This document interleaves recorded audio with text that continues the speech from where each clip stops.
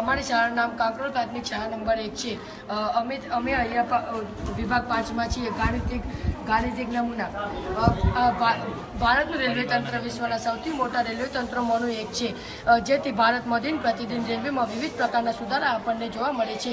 આ સાથે રેલવેમાં આપણને રોજબરોજ અકસ્માતના બનાવો પણ આપણને સાંભળવા મળે છે। આ મોટાભાગના બનાવો માનવ રહિત ફાટક મેનની સુવિધા ન હોવાથી આપણને જોવા મળે છે।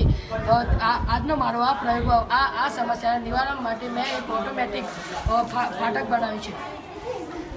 સૌ પદ્ધતિ સાધનો, એક હાર્ડબોર્ડ લેવો, પછી એક મોટર, એક બેટરી, એક વાયર અને એક સ્વિચ પદ્ધતિ। આ પ્રકારની મોડલ બનાવવા સૌ પ્રથમ એક હાર્ડબોર્ડ લઈ તેના ઉપર રેલવે માટેનો એક ટ્રેક તૈયાર કરો। તે ટ્રેક ઉપર ડીસી નામની સ્વિચ ગોઠવવામાં આવે છે। તે સ્વિચ 500 મીટર દૂર એક સ્વિચ બઝરના વાયર સાથે જોડાણ કરવામાં આવે છે।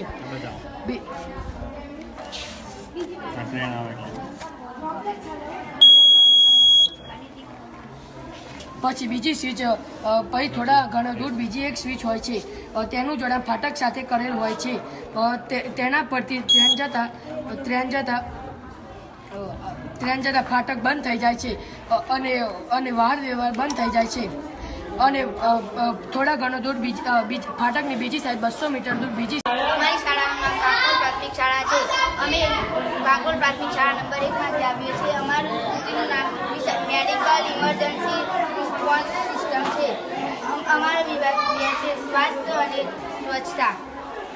અમે એક કાર્ડ પેપર લીધું, એમાં એક બધા ગામ બનાવ્યા, પછી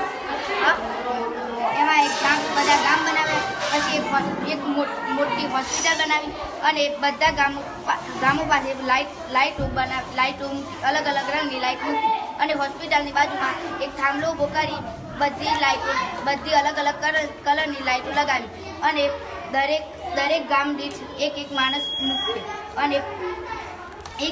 મૂક્યો અને આપણે દાખલા તરીકે કાંકરોલ ગામમાં કોઈ તકલીફ છે તો એ માણસ લાઇટ દબાવે તો અહીં મેડિકલમાં ખબર પડે, તેથી હોસ્પિટલ 108ને મોકલે અને કાંકરોલ ગામમાંથી જે પેશન્ટ હોય તેને હોસ્પિટલ પહોંચાડે।